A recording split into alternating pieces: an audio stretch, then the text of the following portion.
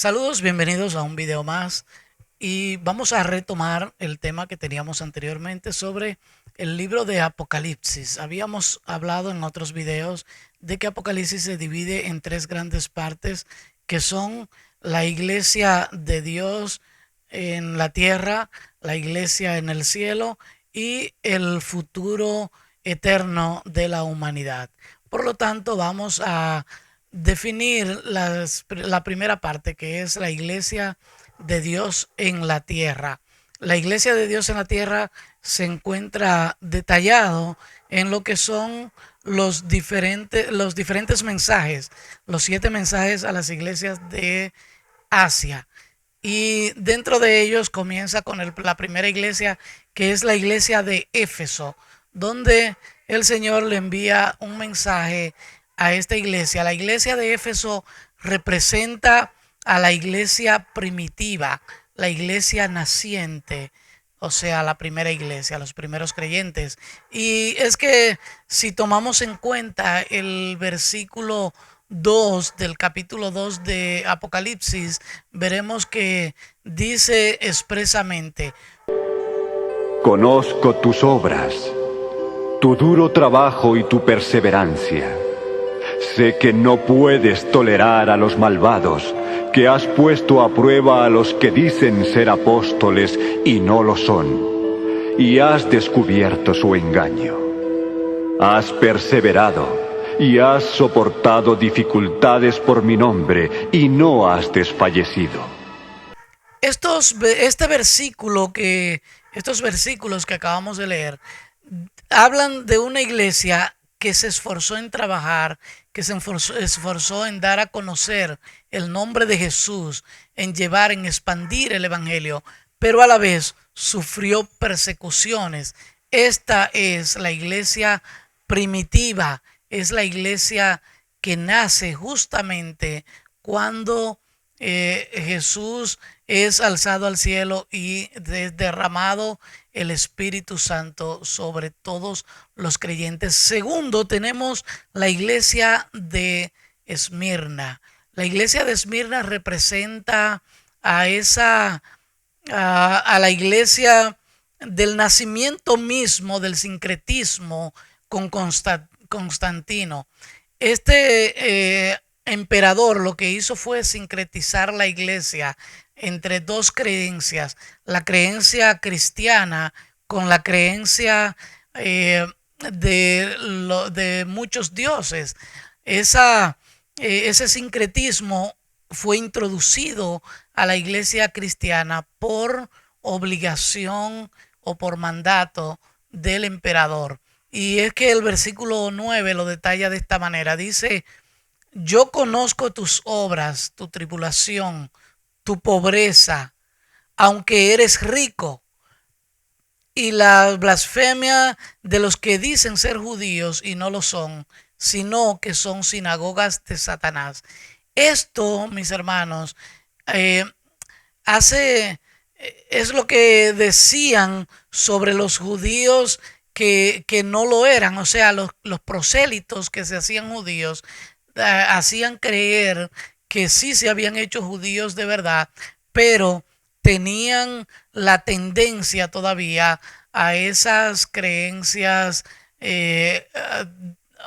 religiosas que adoraban ídolos, creencias idólatras.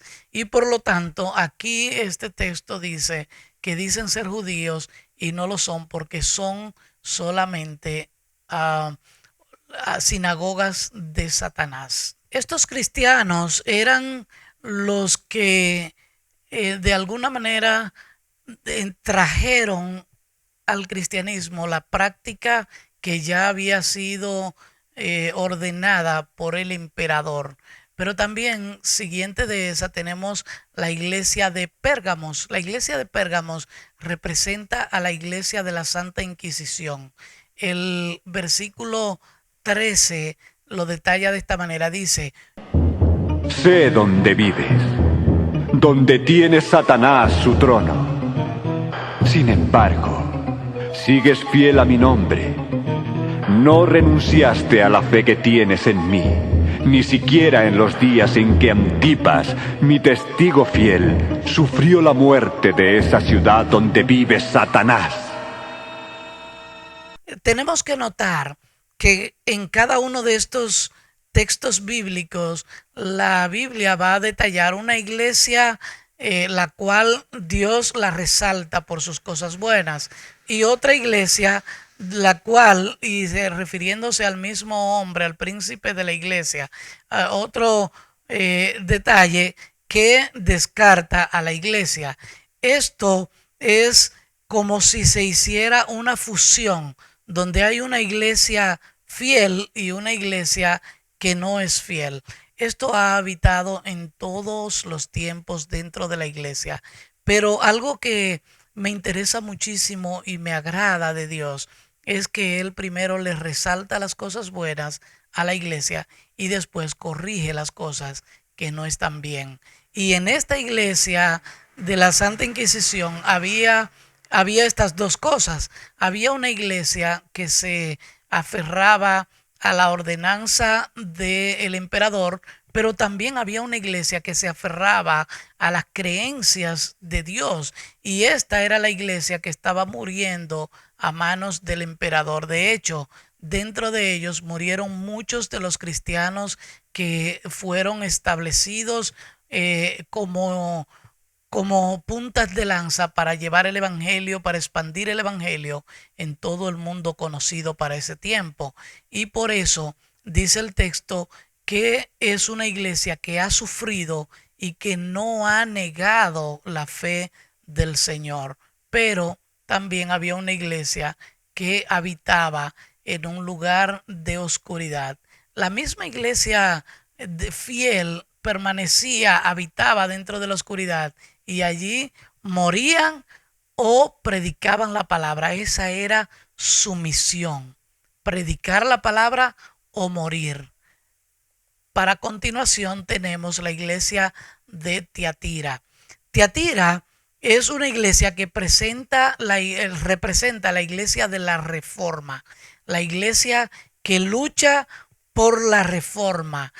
Conocemos, ¿verdad?, que entre el siglo XIV y el siglo XV de la era cristiana se gestó lo que es lo que se llama la reforma, con las 95 tesis de Martín Lutero por un lado, por otro lado Juan Calvin, y de esta manera Juan Knox estuvo en lo que es la Santa Inquisición, lo que es la reforma. Pero en todo esto es como si Dios estuviera comenzando a arreglar, a organizar todas esas cosas para llevar la iglesia a un punto, a sacarla del sincretismo en el que la había sumergido el emperador Constantino, y traer la iglesia a un estado de creencia de la palabra vivida de Dios. Entonces, la iglesia de la Reforma la detalla el versículo 19. Dice, y dése cuenta que todos los versículos que detallan a qué iglesia se refiere, dicen lo mismo. Dicen: yo conozco tus obras. O sea, que Dios conoce a su iglesia, o reconoce a su iglesia por lo que hace, por las cosas que vive. Conozco tus obras, tu amor y tu fe, tu servicio y tu perseverancia, y sé que ahora estás haciendo más que al principio. Entonces, esta es una iglesia que hacía las cosas incorrectamente y ahora aprendió a hacer lo correcto. Por eso dice que sus obras postreras serán mejor que las primeras, serán superior que las primeras. Y seguida de esa tenemos la iglesia de Sardis. La iglesia de Sardis entonces representa a la iglesia ya reformada, la iglesia que vivió sobre el siglo XV al siglo XIX, finales del siglo XIX. En el capítulo 3, versículo 1, en la parte B del versículo dice: conozco tus obras. Tienes fama de estar vivo, pero estás muerto. Era una iglesia con la verdad, pero sin el Espíritu Santo. O sea que la iglesia conocía conocía la palabra de Dios, era fuerte en la palabra de Dios, por ella cambió de ser una iglesia, de ser parte de la iglesia anterior, a ser una iglesia reformada, porque descubrió que la palabra de Dios decía cosas que no eran las que estaban practicando. Entonces, esto es exactamente lo que ocurrió en el libro de los Hechos. Esto yo lo comparo con lo que ocurrió con Apolos en el libro de los Hechos. Hechos capítulo 18, versículo del 24 al 25. Llegó entonces a Éfeso un judío llamado Apolos, natural de Alejandría, hombre elocuente, poderoso en las Escrituras. Este había sido instruido en el camino del Señor, y siendo de espíritu fervoroso, hablaba y enseñaba diligentemente lo concerniente al Señor, aunque solo conocía el bautismo de Juan. El hecho de que Apolos fuera tan poderoso en la palabra y solamente conociera el bautismo de Juan, o sea, no tenía una experiencia con lo que los cristianos de hoy en día le llamamos el bautismo del Espíritu Santo o la llenura del Espíritu Santo, sino que solamente era fuerte en el conocimiento de la palabra de Dios. Y esto hacía que él también enseñara de la misma manera, que él enseñara a la palabra de Dios correctamente, pero no oraba por el bautismo en el Espíritu Santo como lo hacían los demás. Así lo vemos en Hechos capítulo 19 del versículo 1 al 2. Aconteció que entre tanto que Apolos estaba en Corinto, Pablo, después de recorrer las regiones superiores, vino a Éfeso, y hallando a ciertos discípulos les preguntó: ¿Recibisteis el Espíritu Santo cuando creísteis? Ellos le dijeron: Ni siquiera habíamos oído que hubiera Espíritu Santo. Entonces, estos creyentes se parecen a los creyentes que estuvieron desde el siglo XIV hasta el siglo XIX, a finales del siglo XIX, porque eran fuertes en la palabra.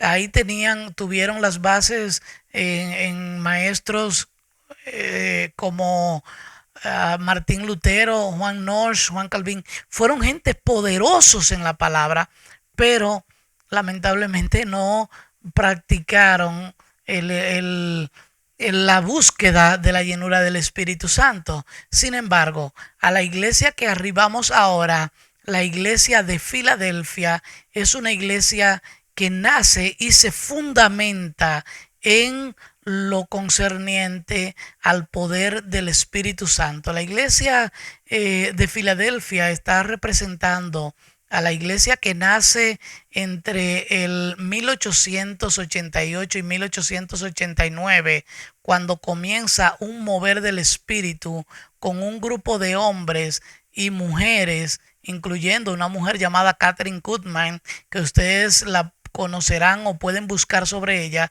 que era una mujer llena del Espíritu Santo, la cual Dios usaba de manera que de lejos ella oraba por las personas y las personas eran sanadas, las personas eran quebrantadas por su pecado y se arrepentían. O sea, comenzó un mover extraordinario. Y aquí también ocurre lo que ya habíamos mencionado antes, que el mover de Dios comienza a ocurrir en diferentes lugares y como si Dios estuviera a través del Espíritu Santo concertando a todo su pueblo en diferentes lugares, en diferentes países, para entonces detonar algo poderoso. En Inglaterra, en Alemania, en Estados Unidos, comienza también el mismo mover, y para el 1900 ocurre lo que todos conocemos como el avivamiento de la calle Azusa, y ahí es entonces donde comienza ese mover pentecostal de la iglesia. Quiero compartirte el versículo 8 del capítulo 3 de Apocalipsis. Dice de la siguiente manera: conozco tus obras. Mira que he puesto delante de ti una puerta abierta que nadie puede cerrar. Ya sé que tienes poca fuerza, pero has guardado mi palabra y no has negado mi nombre. El hecho de que diga que tiene una puerta, que le ha dado una puerta abierta que nadie puede cerrar, esto lo que hace es que por la revelación del poder del Espíritu Santo en la iglesia, Dios abrió una puerta donde la iglesia pudiera llegar hasta donde pudiera creer. ¿Qué quiero decir con eso? Que la iglesia puede lograr cosas hasta donde lo puede creer y puede avanzar por ello.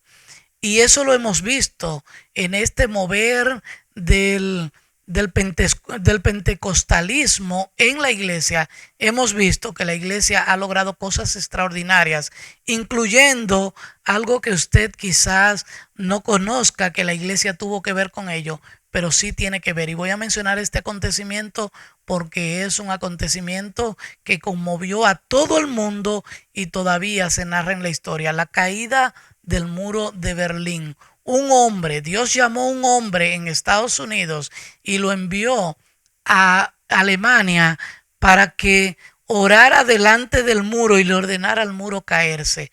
Pasó un año, el muro de Berlín cayó. Y así, desde cosas muy pequeñas, Dios ha usado hombres según la medida de su fe y de lo que se atreven a hacer en Dios para hacer grandes cosas. Por lo tanto, la puerta del Espíritu Santo para la iglesia y del poder del Espíritu Santo está abierta. ¿Por qué dice que es una iglesia que parece ser débil, pero es fuerte? Porque es una iglesia sumisa. Pero en el poder del Espíritu Santo puede lograr cualquier cosa que se proponga. Esta es la iglesia que es levantada en el rapto de la iglesia. En el rapto, esta será la iglesia levantada. Nosotros, los que hoy vivimos, seremos parte de la iglesia levantada, sea que estemos o que no. La iglesia que será levantada es la iglesia de Filadelfia. Y como ocurre en todas las demás iglesias que ya hemos mencionado, en esta ocurre lo mismo. Hay una fusión de la iglesia que sale y la iglesia que entra. Por lo tanto, vamos a ver qué nos dice el capítulo 3, versículo 15 de Apocalipsis. Esto dice el Amén, el testigo fiel y veraz, el soberano de la creación de Dios. Conozco tus obras. Sé que no eres ni frío ni caliente. Ojalá fueras lo uno o lo otro. Así que, como eres tibio, ni frío ni caliente, estoy por escupirte de mi boca. Es que dices, soy rico, me he enriquecido y no me hace falta nada. Pero no te das cuenta de que eres un desdichado, miserable, pobre, ciego y desnudo.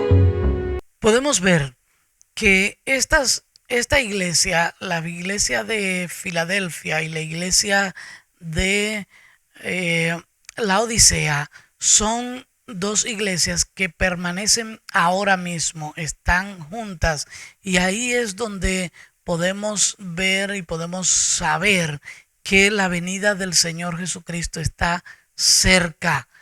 Porque digo que el rapto está cerca, porque ya están las dos iglesias fusionadas, juntas. Hay una iglesia que tiene todas las características de la iglesia de Filadelfia, dependiente del Espíritu Santo, una iglesia que se mueve en el poder del Espíritu, que cree todo lo que la Biblia dice y lo pone en práctica. Pero tenemos una iglesia tibia dentro de nuestras congregaciones. Hay una iglesia tibia, pero algo muy interesante que quiero mencionar de estos versículos que leímos es que dice que tú te crees ser rico, dice soy rico, me he enriquecido. Eso es lo que estamos viviendo. La iglesia fría, la iglesia tibia, quiere mover a Dios como ellos quieran y quieren hacer que Dios obre de acuerdo a lo que ellos quieren, pero se quieren enriquecer a través de lo que la iglesia le puede dejar. Ojo con esto, eso no es en todas las iglesias, no son todos los creyentes, pero hay muchos. Y lo único que buscan es servirle a Dios porque Dios los va a bendecir. Y llega un momento que se creen que son ricos, pero ¿sabe lo que le dice la Biblia? Por mucho que tengas, eres pobre. Estás desnudo, desvalido, no tienes nada. ¿Sabe por qué? Porque lo que le vale al hombre es lo que tiene en Dios. La iglesia de la Odisea es la iglesia que se queda en el rapto. Es la iglesia que no es levantada. Esa es la iglesia de la Odisea. ¿Se dieron cuenta que el versículo lo dice claramente? Dice, te vomitaré de mi boca. O sea, el Señor va a vomitar a la iglesia a la iglesia tibia, que es la que representa la iglesia de la Odisea. Miremos estos versículos, versículo 18 del capítulo 3 en adelante. Mire lo que dice. Te aconsejo que de mí compres oro refinado por el fuego, para que te hagas rico. Ropas blancas para que te vistas, y así cubras tu vergonzosa desnudez. Y colirio, para que te pongas en los ojos, a fin de que puedas ver. Reprendo y disciplino a todos los que amo. El Señor le aconseja a esta iglesia que compre de él, mire qué cosas, oro refinado. El oro refinado lo que representa es la alabanza. El oro representa la alabanza a Dios. Y Dios le está aconsejando a esta iglesia que compre de él. Le aconseja que compre vestiduras blancas para que viva en santidad. Pero, ¿qué es lo que representa esto? De comprar para que Dios entonces le perdone. Lo que representa esto es que la iglesia tendrá que sufrir en la gran tribulación. Esa es la iglesia que se queda en el rapto, va a sufrir en la gran tribulación y entonces Dios le va a sacar de la gran tribulación. Y entonces Dios le dice en el versículo 20: Sé pues ferviente y arrepiéntete. Mira que estoy llamando a la puerta. Si alguno oye mi voz y abre la puerta, entraré y cenaré con él, y él conmigo. Al vencedor le daré el derecho de sentarse conmigo en mi trono, como también yo vencí y me senté con mi Padre en su trono. ¿Qué es lo que quiere decir esto? Quiere decir que cuando habla de que yo estoy a la puerta y llamo, no le habla a los no creyentes, le habla a los creyentes que son tibios. Y eso hace referencia a que en medio de la gran tribulación, Dios va a hacer un llamado a la iglesia que se quedó, para que pueda entrar al gozo del Señor. Y entonces dice que le dará un lugar en su trono. Oiga, hasta privilegio le va a dar Dios a la iglesia que se queda. Eso es extraordinario. Dios le va a dar el privilegio de reinar con él. Y lo dice en el capítulo 20 de Apocalipsis. Dice que estos vienen de las bodas de la gran tribulación y reinarán con él. Reinarán con el Señor. El Señor les avisa que él sigue con las puertas abiertas. Le avisa que él todavía les puede recibir. Y esto vamos a verlo más adelante en capítulos del libro de Apocalipsis que estaremos analizando como hemos analizado estos tres. Dios te bendiga y te guarde. Y no te olvides suscribirte al canal, darle a la campanita para que cada vez que subamos un video tú estés al tanto, porque vamos a seguir desglosando el libro de Apocalipsis para que podamos entender si la iglesia pasa o no por la gran tribulación.